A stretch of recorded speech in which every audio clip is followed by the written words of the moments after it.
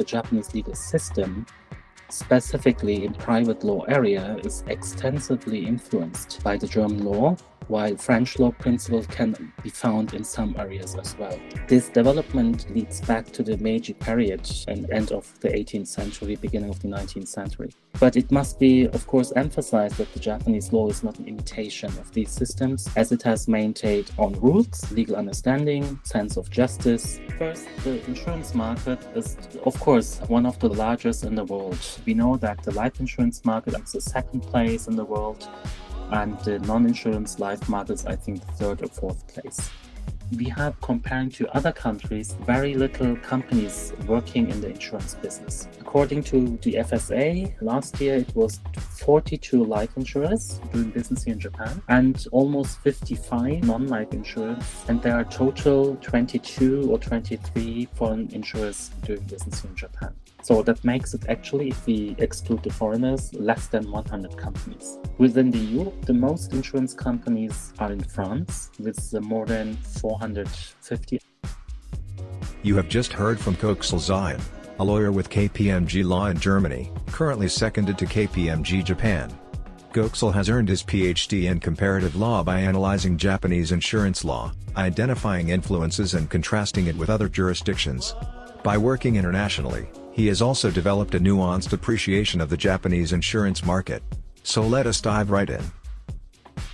Good evening, Köksal. Welcome to the show. Good evening, Norbert. Thank you very much for inviting me. It's fantastic. We've been discussing this for a while, talking really in depth now about Japanese insurance law. And to start with, the obvious question is, where did these three vectors meet in your life? What's the root of your fascination and so much work put into understanding Japanese insurance? The reason why I chose a Japanese insurance law is due to my background. I studied law and Japanese law, including long-term stay here in Japan for studies and research, working with Japanese law now for more than 20 years.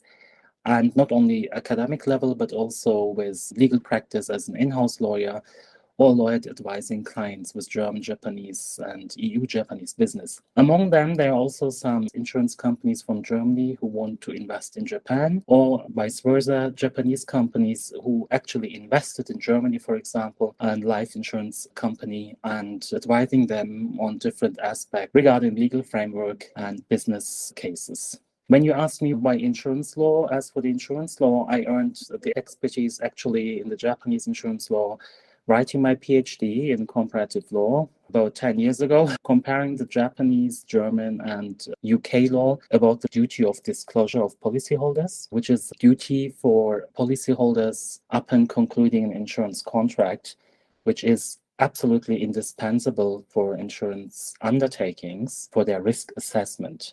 These three countries all had one thing in common, namely changing, adapting the old regulations and provisions to the actual and legal changes of the past years. We would also say for the past century. Regarding the mentioned duty of disclosure, you can see in all countries, as well as in Japan, a change of principle in the way that the policyholder now must answer questions honestly regarding the covered risk, which the insurer asks him, whereas previously the policyholder had to voluntarily disclose the information. And it was quite difficult because consumers have no knowledge about insurance interest, risk assessment, etc. This work based on Insurance Law Act, which came into effect in Japan in 2010. That's why it's also called New Insurance Law, in Japanese, Shin Hokenho. It contains less than 100 sections regulating the insurance contract regarding life and non-life insurance contracts, mainly consumer contracts. This new act replaced the old provisions, which have been in the very old Commercial Law Act that was replaced in 2006. However, for marine insurance, etc., the provisions are still in the Commercial Law Act. Why is the origins of the Japanese insurance law or the history? Why is that so important as a German lawyer? Is that the origin of Japanese law is based on the undisputed fact, actually, in the legal doctrine and historical development that the Japanese legal system, specifically in private law area, is extensively influenced by the German law, while French law principles can be found in some areas as well. This development leads back to the Meiji period and end of the 18th century, beginning of the 19th century. But it must be, of course, emphasized that the Japanese law is not an imitation of these systems, as it has maintained own rules, legal understanding, sense of justice. You can see it, for example, in family law or in law of inheritance. However, if there are listeners from the American law areas, the commercial area, specifically company or commercial law, is merely influenced by the US legal system since the big commercial law reform in 2006, which replaced the German law principles existing for 100 years. And as a matter of fact, we can say that the Japanese law is influenced by these areas of law. Civil law, which means the continental European principles, as well as the case law, which is the Anglo-American principles. And you can find this development completely also in the Japanese insurance law reform. That's why I made a research for almost 5 years and wrote my PhD regarding these three countries. Wow, that's excellent. I'm thinking about it 10 years ago, without the tools that we have today for translation. Getting through that in foreign languages is both demonstrated excellence in Japanese language skills as well as legal skills. That must have been some tough lessons along the way, learning the language in that specific context. But I'm sure this is something, it's like riding a bicycle, probably. You're never going to forget that again. From the German law point of view, it is obviously not so difficult to get the knowledge in Japanese legal system. Of course, unless you cannot speak Japanese, because the most things are in Japanese. But I remember when I learned Japanese and Japanese legal system and the law, we had discussions with Japanese lawyers and Japanese professors here. They speak very good German. It shows also the connection between Germany and Japan in this area. We have to admit, of course, that also French scholars, for example, or lawyers are also doing exchanges with Japan, which also shows there are significant similarities between both countries as well regarding the legal system. But I also know that the American colleagues, they have also quite a big interest in the development of the Japanese law, because as I mentioned before, there are also some US legal principles, influences in Japanese law, which you can find merely after the World War II development, for example. And this is also why this Japanese insurance law reform was not conducted coincidentally. In 2008 was the procedure, in 2010 it came into effect, and prior to this, the German insurance contract law was amended and renewed due to the fact that it was also about 100 years old, and provisions were missing, and many principles were made by court decisions. Following these changes, the Japanese legislator started actually at that time to establish a law commission to say, okay, please assess the status quo of the current regulations and provide us recommendations for any amendment and modernization. That's why this reform was not coincidentally. At the same time, also UK made these changes as well. A bit later, it was 2016, I guess, when the new Duty of Disclosure Act came into effect, and they also changed many principles. Because you have to imagine, if you have a legislation which is 100 years old, for example, take the life insurance, there are much more health problems nowadays than 100 years before. So we have to cover this all if you do an insurance contract. So crystal clear that you have to amend and adapt the legislation to cover all the issues which occur in the past 100 years. Yeah, it's quite a massive change. And you said that all these, the American, the French, the German law influenced the Japanese law, but obviously it's not a copy. So let's stick to Germany, for example. If you take the German law today, as it is promulgated, and the one that is in effect in Japan, and compare them, how would you characterize this? If you take the German Insurance Law Act, for example, it has about 200 or 300 sections. If you take the Japanese one, you have less than 100. The question is it flexible because it's less than 100? Some principles, some provisions, regulations can be done between the policyholder or the insurer, for example, or is it because the Japanese legislator missed some regulations if you compare the other areas of Japanese legal system, which also have been influenced, specifically the Civil Law Act in Japan by the French and the German ones, they include or contain almost everything what the German regulation contains. The French situation is a bit different because there are some parts of the civil law which is based on the French law, not the complete law or the how it is set up, for example. But the thing is that also there you will find 1,000 sections in the Japanese law. And if you compare it with Germany, you have 2,500 sections. And in France, there are lots of sections because there's a different setup. The Japanese one, you can say it's flexible because you don't have so many provisions, so you can deviate from this or can make everything by the contract, by the conditions, but it is actually completely different because the new law has specifically provisions which are mandatory. That means the insurer cannot deviate from these regulations in its contracts. So the same thing is also in Germany. They have also the mandatory provisions, and it's the insurer is not allowed to deviate from this. And then in France as well, and in the UK, I think it's the same situation. I remember that a part of it says that this regulation is mandatory. If you have mandatory provisions, you are not flexible, right? So you cannot deviate from these regulations. But in some areas you can because it's non-mandatory. And this opens for the insurers, of course, the possibility for their product development, but also they have to consider the mandatory provisions. They are not so flexible in some parts as well. Got it. Thank you.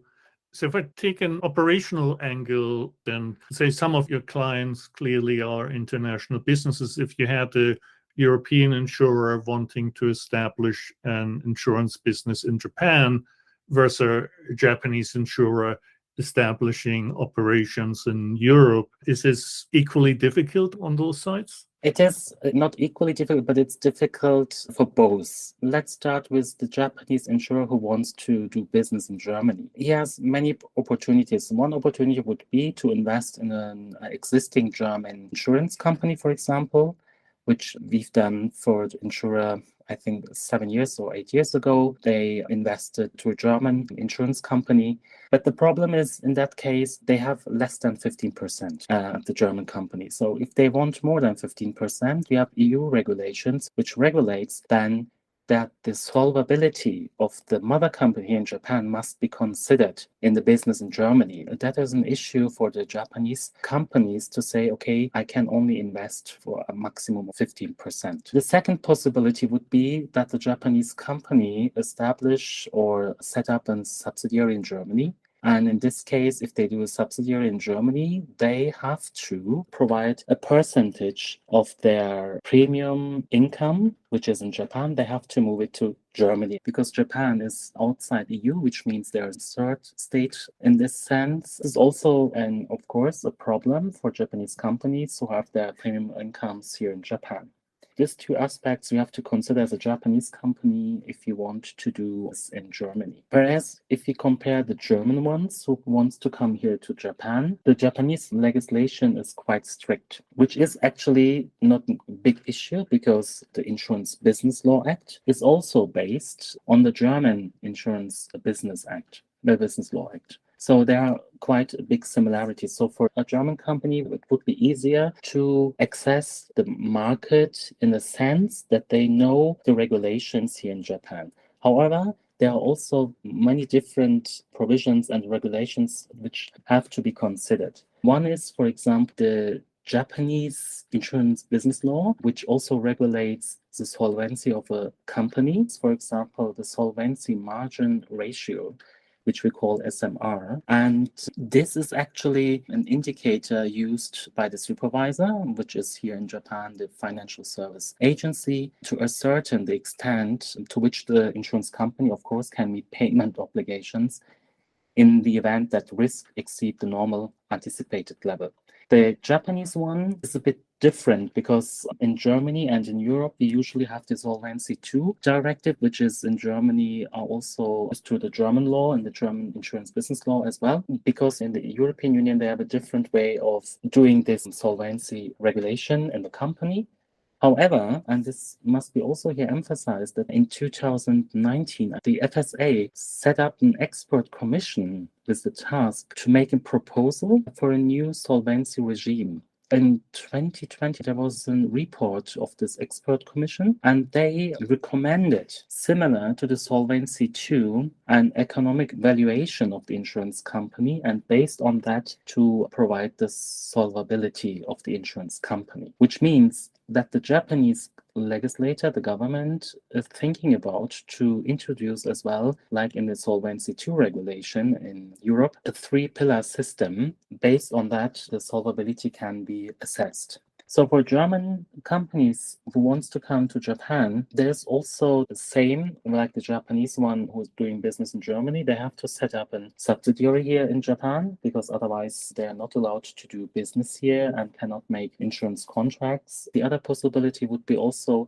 as mentioned before, for German insurance companies to invest in Japan for Japanese insurance companies who are already in the market.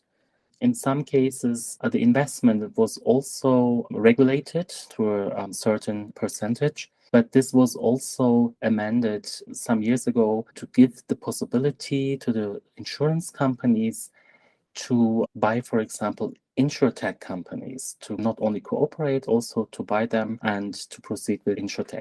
Understood. Thank you. Now that they've established our entity in the respective countries, let's move to the product level, and that takes us also a bit to the market structure. But once you have a license, the regime that governs how to modify products or launch new products, what are the similarities or differences in that space? New business products, if a product is brought to the market, it depends on what kind of product it is. If it's a compulsory insurance product, the conditions might be the same as it's provided by the law and legislation.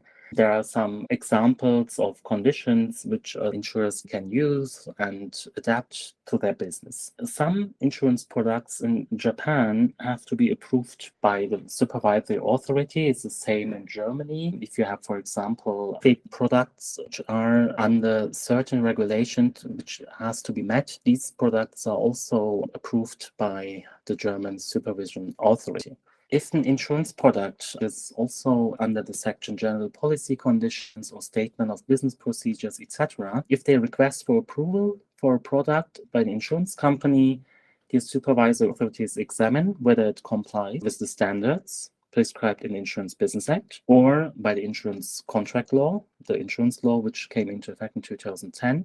As I mentioned earlier, because there are mandatory provisions, and they're checking whether the content of the contract entails the risk of lacking protection for policyholders. This is the one big issue in consumer contracts, specifically to check if it contains any unfair discriminatory treatment or whether the content of the contract is harmful to public policy and good morals. For example, it is mentioned here in Japan. In Germany, we don't have this good moral thing written in the legislation. However, in some cases, this will be also considered while approving the product. And the provisions or the terms and conditions have been approved by the authorities can be, of course, used for the insurance and provided to the policy. Now, if I take it one level further to a concrete example, because you mentioned InsurTech, one of the most popular products in the InsurTech, blockchain, smart contract space for a number of years has been this flight delay insurance, because it's simply set up as just being parametric, right? The contract monitors the departure time, and if there's a delay beyond a certain threshold, then the policyholder gets paid. Is that a product that's feasible also in Japan? I heard about this product as well, about this flight delay. We have a similar situation or products provided in Europe, not merely in Germany, but in other countries. If the product would be provided via the website or via the contract with the airline company, and the airline company works together with an insurance company and provides this insurance for passengers, respectively for the policyholder. It depends on if there is an intermediary situation between this airline company to provide the passenger a flight delay insurance which is covered by the insurer. In this case, the airline company might need to get a license to be an intermediary. This is similar to a case which has been decided in September last year by the European Court of Justice regarding a German insurance company. So it must be assessed case by case. If the situation shows an intermediary activity which would result that the airline company might need to get an intermediary license to provide this flight delay insurance. Then in Japan, you actually need to incur the loss. So you need to have the cost associated with the delay. So Correct. it can't not be a bet that you just think this is a frequently delayed flight and you don't really have a Correct. financial impact, but you collect the money on the policy. That understanding is correct completely, yeah. Let's just move further to the market. And so you've been obviously back and forth between Europe and Japan, just at a very 30,000-foot level. How do you see the Japanese insurance market overall? First, the insurance market is, of course, one of the largest in the world. We know that the life insurance market is the second place in the world, and the non-insurance life market is, I think, the third or fourth place. This is based, of course, on the insurance income the insurer gets from the policyholder. That shows that the insurers have a good business here in Japan. If you take a look at the market regarding the companies, we have, comparing to other countries, very little companies working in the insurance business. According to the FSA, last year it was 42 life insurers doing business here in Japan and almost 55 non-life insurers. And there are total 22 or 23 foreign insurers doing business here in Japan. So that makes it actually, if we exclude the foreigners, less than 100 companies. Within the EU, the most insurance companies are in France with more than 450. Around about 150 would be life insurance companies, followed by Germany with 350, with more than 100 life insurance companies. And after that, it's UK with approximately 300 or something. Overall, in Japan, in the insurance businesses, we have not so much companies here in Japan, but we have groups of companies. Big groups, as on the Japanese market, is typical.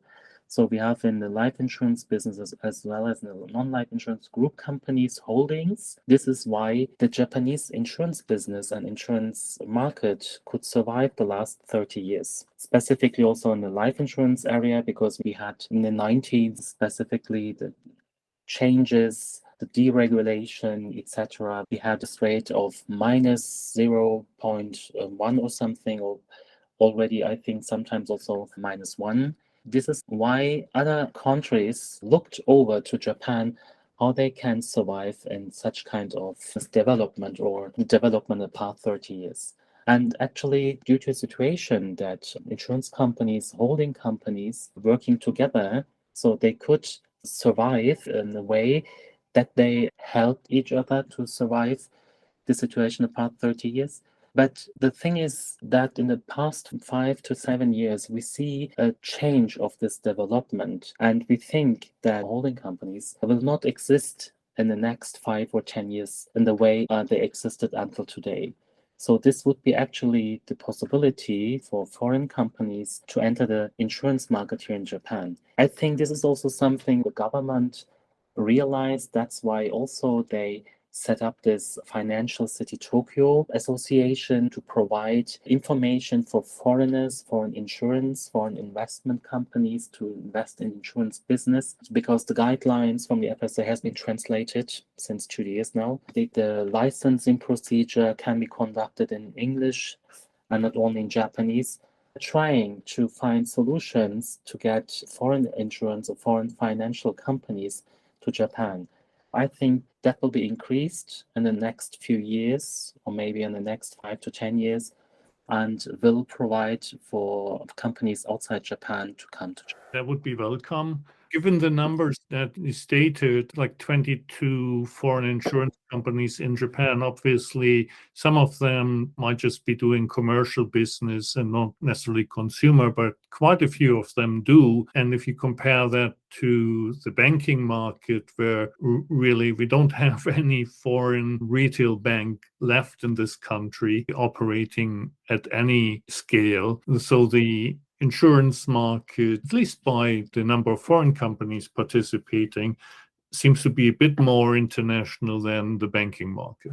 Yeah, that's true. The consumer insurance market within the area of the foreign insurance, it's still holding here in Japan, as the consumers or the Japanese population is quite dedicated to insurance for a long time. And if you check this statistic, you will see that almost 90% of households have a life insurance, which is quite high compared to other countries, as we mentioned before, Germany, UK, etc. And this shows that there is a business or market for insurance to provide products and to provide insurance contracts to the Japanese population. When I was here during my PhD and did research, I attended in some associations and also for research group, which I'm still a member of.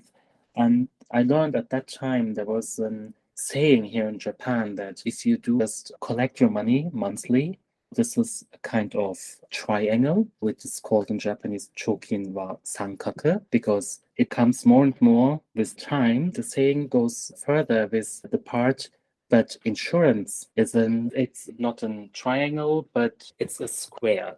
The square means because at the time when you enter to an insurance contract, you have already the risk covered for all the time. This is something which you can see in the Japanese population, because they want to get the security. That's why in some cases, foreign insurance companies who have subsidiaries here in Japan, they are still doing their business here in Japan. In life insurance, it's different because the life insurance market from foreign, there's actually, among the 22 foreign insurance, there's only one. Life insurance is the Zurich Life Insurance here in Japan. And I know that, for example, the German Allianz Life Insurance is not doing a new business anymore, but they did for a long time. So they have only their old business and just providing the business regarding the old business they sold in the past. So the square basically includes downside protection, while the triangle is really just saving your money and having a compound interest on it. Okay, that's an interesting comparison. Yeah, it's an interesting lesson from the Japanese, and it's also written in every school book. When you talk about insurance and about financing, you will find the saying almost everywhere in insurance. Since we talked about the desire to have this downside protection, there's always this thought about Curious Japan. And I think when we met before, we talked about the insurance kiosks that you have in Narita, where if you haven't been thinking ahead and buying your travel insurance together with your plane ticket or your tour package, then even after you pass passport control, you still have a chance at the kiosk, which looks like an ATM machine, to purchase some travel insurance on the spot. And we haven't really seen this anywhere else, right? No, this set of ATM vending machines for insurance, which you can find also here at Haneda Airport. I was surprised when I saw it for the first time. And I saw also people using this kind of machines to buy their insurance for their trip. I think this is something which we have to consider when we think about the Japanese distribution market, because this is a very, very big distribution market, because they're trying to distribute insurance where people pass by. So you have this example with the vending machines at the airport. If you go to the convenience store, you can nowadays make an insurance contract in the convenience store. Then after the distributors Hoken no Madoguchi, which you can find also everywhere in cities and overall Japan, you have such kind of possibilities to provide insurance contracts to the policyholders. This is, of course, something which you cannot find so much in other countries or in the European Union. But we have to differentiate between the life and non-life insurance business, because the non-life insurance business is distributed here in Japan via agencies. This is the number one, and for general insurance distribution. And these agencies, they have not only the function to sell the insurance, they also consult, they solicit or calculate insurance premiums. They take the received insurance premium and issue receipts and delivering insurance policies to customers.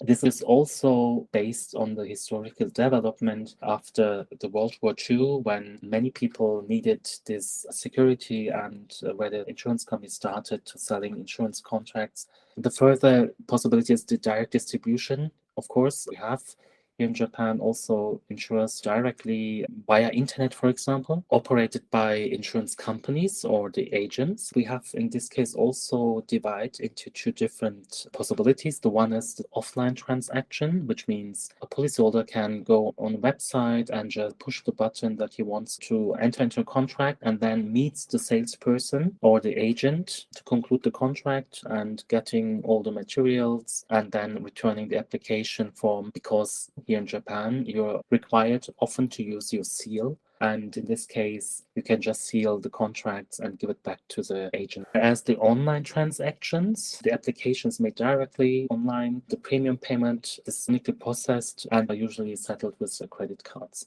If you take a look on the life insurance business, the key distribution channel for the life insurance business is a bit different because the most of them are done via the insurance brokers or financial advisors. Many banks provide them, also give insurance contracts to us. And most of them prefer in Japan life insurance directly from the insurer because the population mostly need the situation that they are in exchange with the contracting party, which is the insurer, that they being heard by the person, that they can ask their questions directly, etc. And this is why also Japan in 2018 amended its regulations regarding insurance distribution, because the distributors now have to provide a memo of the counseling situation, to write down all the information they discussed with the policyholder, etc., which was not regulated prior to 2018 or 2020. This is quite important because many distributors use the situation to sell to consumers who didn't need actually such kind of facts, that it was also very public. The most important is the Kampo.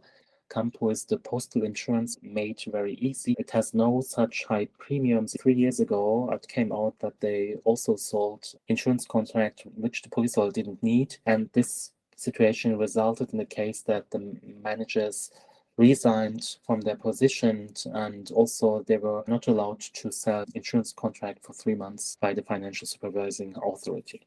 So it depends on what kind of area of insurance here in Japan we are looking at. Depending on that, we have different possibilities for distributing insurance contracts.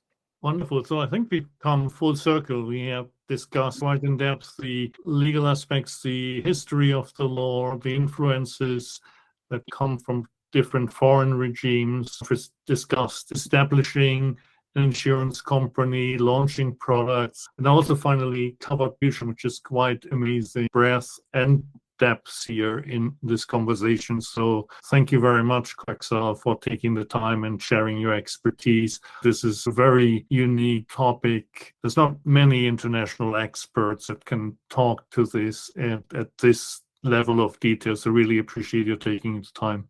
Thank you so much. Also, as I mentioned at the beginning, giving me this opportunity to talk about this, and looking forward to meet you on another occasion and talk further about insurance in Japan. Thank you.